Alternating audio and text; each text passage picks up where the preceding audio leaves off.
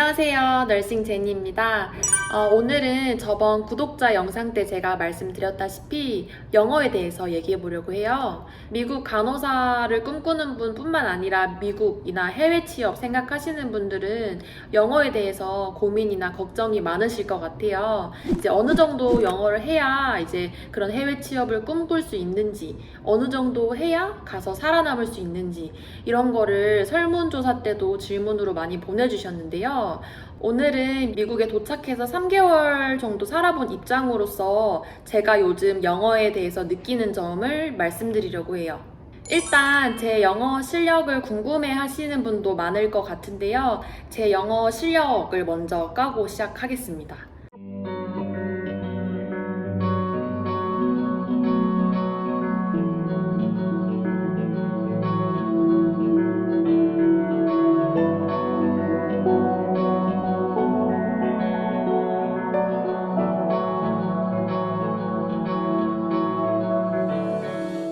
You probably don't know about this gentleman because he just came in last night.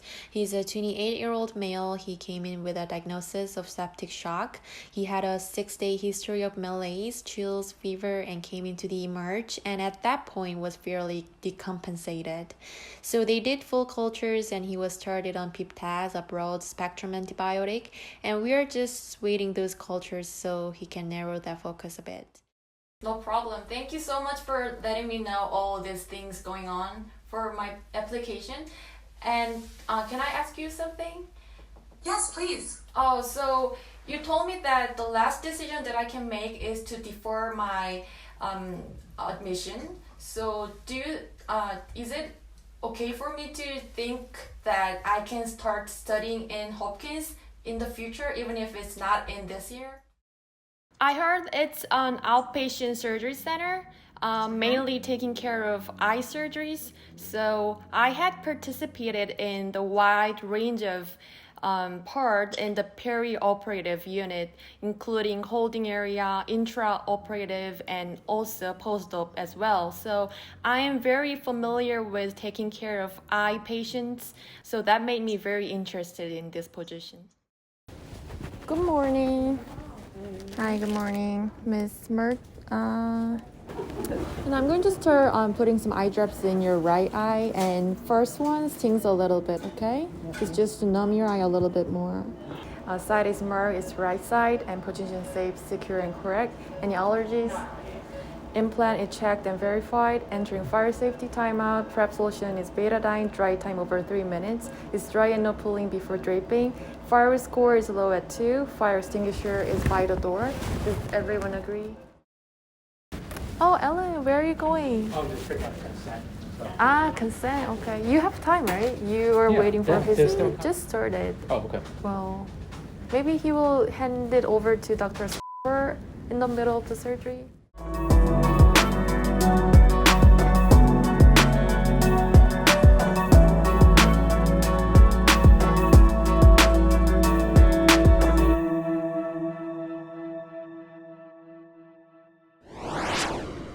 우선 공익영어 점수로 말씀을 드리자면 저는 토익이랑 아이엘츠를 각각 한 번씩 봤어요. 16년도 초에 봤던 토익에서 975점, 19년도 중순에 봤던 아이엘츠에서 오버올 7.5, 스피킹 7.0 이렇게 나왔었거든요.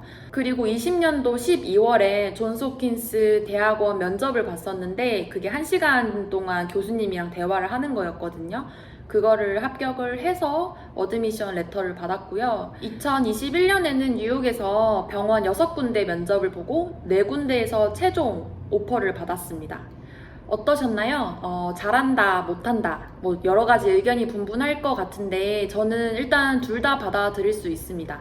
제가 어릴 때부터 주변에 해외 거주 경험이 있거나 영어를 엄청 잘하는 친구들이 워낙 많았거든요. 그래서 저는 항상 이제 친구들한테 영어를 많이 배우는 입장이었고 어릴 때부터 여러 가지 과목 중에 영어를 제일 좋아해서 항상 잘하려고 노력은 많이 해왔어요. 근데 우선 저는 해외에서 장기간 거주한 경험이 없기 때문에 아무래도 한계점이 있어서 항상 영어 실력 실력이 조금은 부족한 그런 정도 수준이었거든요. 그래서 제가 처음에 말씀드린 공익영어 점수나 대학원 합격 그리고 병원 취업 이런 것들이 자랑하려고 말씀을 드린 게 아니라 제가 지금까지 그런 수많은 과정을 겪어왔음에도 불구하고 제가 지금 미국에서 직장 생활을 하면서 스트레스를 받는 가장 큰 이유가 영어라는 점을 말씀드리고 싶어서입니다.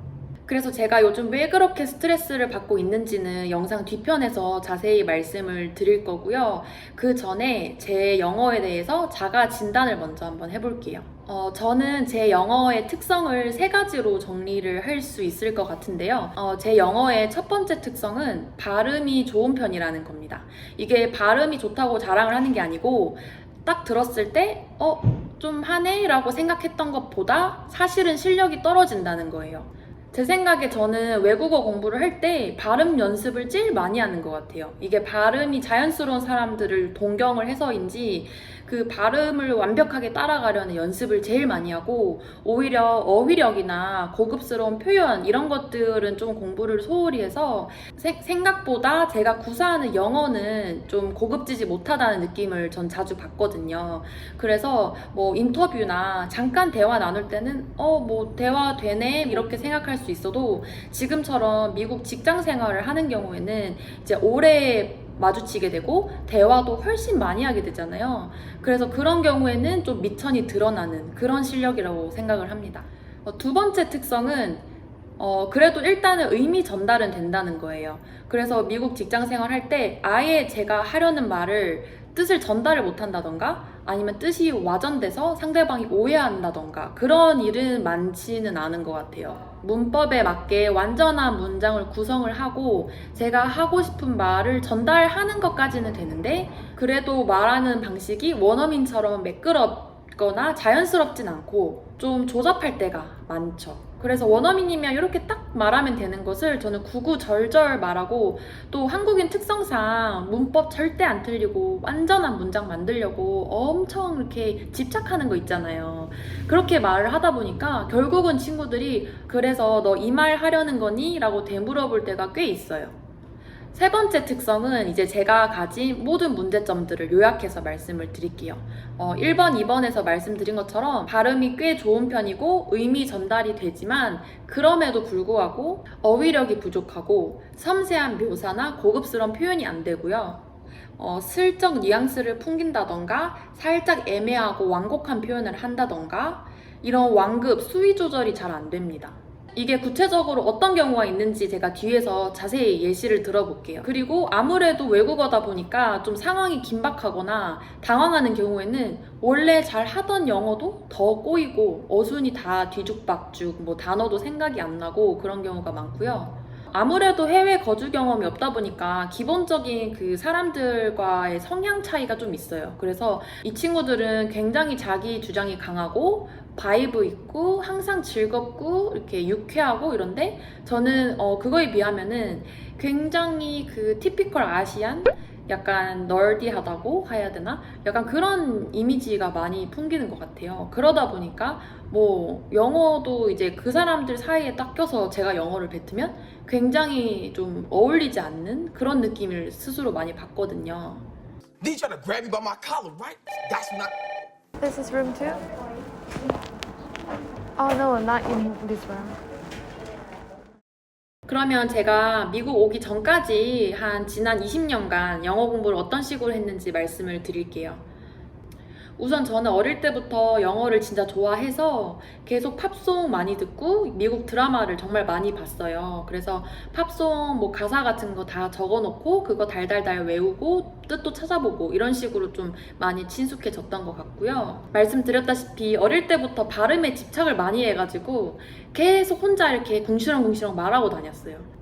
말이 되지도 않았겠죠. 근데 그냥 혼자 계속 말하고 최대한 비슷하게 발음해 보려고 하고 뭐 그런 식으로 했고 그리고 토론토 살고 계시는 외삼촌이 계셔서 이제 외삼촌 댁에 초등학교 5학년 때 한 2달을 갔다 왔는데 그게 이제 저의 첫 해외 경험이었어요. 근데 너무 신세계인 거죠. 뭐 일단은 좋아하는 영어를 이제 그쪽 사람들은 너무 잘한다는 사실이 너무 부러웠고, 그리고 그 한국과는 조금 다른 분위기와 문화 이런 것들이 저한테는 너무 신기해서 그 기억이 너무 좋게 남았기 때문에 갔다 와서 영어 공부를 더 열심히 했어요.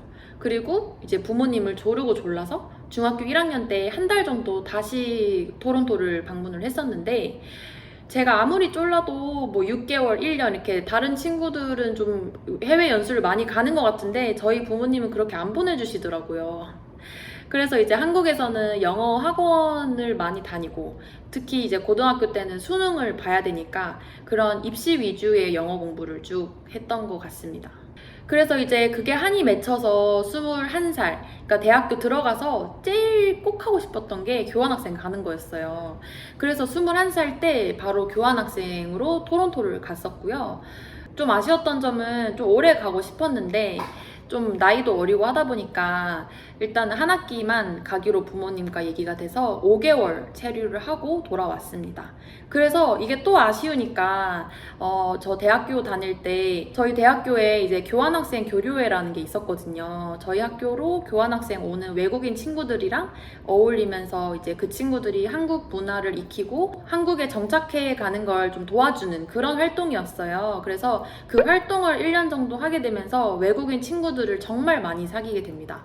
제가 토론토 교환학생 5개월 갔을 때 외국 생활이었음에도 불구하고 아무나랑 친구하고 막 잘 어울리고 이런 게 생각처럼은 잘 안 되더라고요. 그래서 그 당시에 이제 대부분 아시안 친구들이랑 놀았어요. 뭐 홍콩, 대만, 일본 이런 친구들이랑 어울리다 보니까 그때는 이제 외국인 친구들이 다양하지 않았는데 교환학생 교류회 1년을 하면서 이제 외국인 친구들이 한 학기에 한 800명씩 왔었거든요. 전 세계에서 온 친구들이랑 다 같이 친구하고 그때 제 영어가 가장 많이 는 것 같습니다. 그리고 그 친구들이랑 쉽게 친해질 수 있었던 이유를 지금 생각해보면 그 친구들은 이미 한국에 어느 정도 관심이 있었기 때문에 한국으로 교환학생을 온 거잖아요. 그리고 한국어를 배우고 있는 친구들도 상당히 많았고요. 그래서 제가 영어를 완벽하게 하지 않아도 그 친구들은 제 마음을 너무 잘 이해를 했고 자기들도 이제 한국어를 잘하고 싶은 마음이나 제가 영어를 잘하고 싶은 마음이나 이제 똑같다고 생각을 해줘서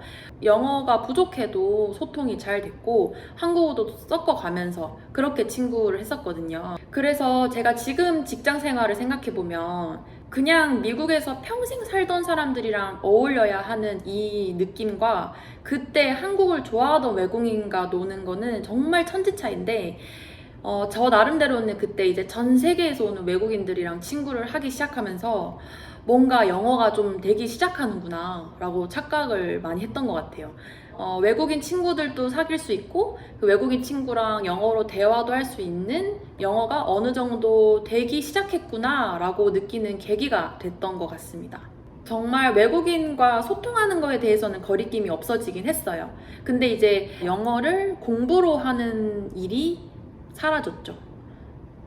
뭐 말도 다 통하고 영어 좀 된다 싶으니까 불안한 게 없으니까 뭐 책으로 공부하는 영어는 그때부터 없었던 것 같습니다. 그래서 그런 기세로 가다 보니까 뭐 토익이나 IELTS 이런 거를 목표 점수를 한 번에 달성할 수 있었고 그리고 대학원 면접이나 뭐 병원 취업 면접도 그거보다 훨씬 어렵긴 했지만 준비를 해서 좋은 결과로 이어지는 것까지는 가능한 그런 영어 실력이 됐었거든요.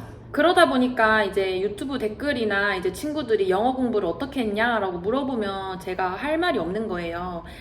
제가 제일 기억에 남는 거는 그냥 외국인 친구들이랑 노는 거 아니면 어릴 때부터 영어 팝송 많이 듣고 드라마 많이 봤던 거 혼자 궁시렁거리거나 영어 잘하는 친구한테 나랑 영어로 대화 좀 해줄래? 이렇게 부탁하는 거 이런 식으로 저는 그냥 영어에 노출이 많았을 뿐이고 공부로서 영어를 한 지는 정말 오래된 거예요. 그리고 직장 생활을 하기 시작하면서 제 영어 실력의 한계에 부딪혔죠. 그래서 이 영상을 만들다 보니까 지금 제가 영어 공부를 해야 될 것 같아요. 왜 영어 공부를 지금 안 하고 있는지 좀 이해가 잘 안 되는데 직장 생활하기 전까지는 크게 불편한 게 없었으니까 좀 제가 자만했던 것 같아요. 영어에 노출을 많이 시키는 걸로는 뭐 어느 정도까지는 끌어올릴 수 있는데 그 이상은 정말 공부를 각 잡고 해야 된다는 걸 지금 뼈저리게 깨닫고 있습니다. 예를 들면 뭐 실생활 구어체 표현 같은 것도 그냥 한 번 듣고 아 저렇게 말하는구나 하고 넘어갈 게 아니라 한 번 더 짚고 여러 번 말하는 연습해서 내 걸로 만들고 넘어간다든지 신문기사나 뉴스를 따로 공부해서 어휘력이나 고급 표현을 많이 늘린다든지 글을 자주 써보면서 필력을 늘린다든지 이런 노력을 했어야 했던 것 같아요. 그래서 미국 간호사 영어 콘텐츠 이런 거 찾아보면 이제 많은 선생님들이 정말 처음에 영어를 기초부터 시작을 했는데 열심히 해서 뭐 IELTS 몇 점까지 올렸다 아니면 미국에 와서 성공적으로 취업을 했다 이런 좋은 말씀을 많이 해주고 계신데 저는 오늘 조금 다른 얘기를 해보려고 해요. 첫째, 저처럼 영어로 크게 불편한 거 없고 뭐 외국인 친구들이랑 잘 어울리고 IELTS 점수도 좀 빨리 딴 편이다 이런 선생님들, 저랑 좀 실력이 비슷한 선생님들한테 말씀드리고 싶은 게 아무리 그래도 영어보다 한국어가 편한 사람이시라면 미국에 오셔서 분명히 한계점을 느끼실 거예요. 그래서 저처럼 뭐 이 정도면 잘 하는 편이지 라고 자만을 하지 마시고 영어 공부를 꼭 하시길 부탁드릴게요. 저는 지금까지 영어 관련해서 경험해본 거 통틀어서 지금 미국 직장 생활이 가장 챌린징 하거든요. 이게 그냥 영어가 아니고 직장 생활 플러스 영어니까 그럴 수밖에 없다고 생각을 하는데 저도 이걸 너무 쉽게 생각한 것 같아서 정말 많이 후회를 하고 있습니다. 두 번째는 이제 영어 어느 정도 하면 미국 간호사 될 수 있나요? 라고 물어보시는 분들께 그런 기준은 없습니다. 일단은 그 비자 스크린에 해당하는 IELTS 점수만 만들면 미국에서는 웰컴 한 거거든요. 그런데 그 다음부터는 이제 본인이 내가 미국 가서 어떤 수모를 겪어도 영어 실력 진짜 제대로 한번 올려보겠다 이런 의지가 있는 분들이 꼭 오셨으면 좋겠어요. 오셔서 몇 날 며칠 울고 스트레스 받고 무시도 당해보고 뭐 환자 앞에서 정말 쪽팔림도 당해보고 그렇게 하더라도 영어를 잘하고 싶다 하시는 분들이요. 그 이유는 기본적으로 환자랑 가장 많이 부대끼는 직업이 간호사잖아요. 근데 영어가 짧아서 환자 요구사항도 이해를 못하고 환자가 뭐 수술을 앞두고 불안해하는데 그런 불안한 마음을 중재해주지도 못하고 그런 간호사로 일한다는 게 납득이 되시나요? 저는 환자한테 충분한 간호 중재를 제공할 수 있는 환자가 신뢰할 수 있는 진정한 그런 간호사가 되려면 영어는 끝이 없는 것 같아요. 스스로 잘하기 위해서 끊임없이 욕심을 내야 되는 것 같아요. 저는 수술실 간호사라서 환자가 마취되기 전까지만 환자랑 대화를 하거든요. 대기실에서부터 수술실 들어오는 것까지 제가 에스코트를 하는데 그 짧은 5분 동안도 환자가 정말 많은 질문을 하고 정말 불안하고 뭐 걱정되는 그런 마음을 표출을 해요. 근데 그때마다 내가 영어로 어떻게 표현을 하면 이 사람 불안을 조금이라도 낮춰줄 수 있을까? 내 서툰 영어가 이 사람의 불안감을 증폭시키진 않았을까? 이런 걱정을 매일 하고 있어요. 그래서 지금 아직 한국에서 뭐 IELTS 공부하고 계시는 분들께는 제 말이 아직 안 와닿을 수 있지만 이게 미국에 와서 일하다 보면은 새로운 고민이 끊임없이 또 생기는 것 같더라고요. 영어가 내 간호 행위에 지장이 되지 않을 정도로 끌어올릴 욕심을 낼 수 있느냐, 그런 노력을 할 수 있느냐에 대해서 꼭 생각을 해보시면 좋을 것 같아요. 미국 간호사를 할까 말까 하고 고민하는 시점에는 당연히 뭐 영어 어느 정도 잘해야 될까라는 막연한 궁금증이 있겠지만 미국에 와서 보면은 영어는 끝이 없다는 점, 끊임없이 노력해야 된다는 점을 꼭 전달하고 싶습니다.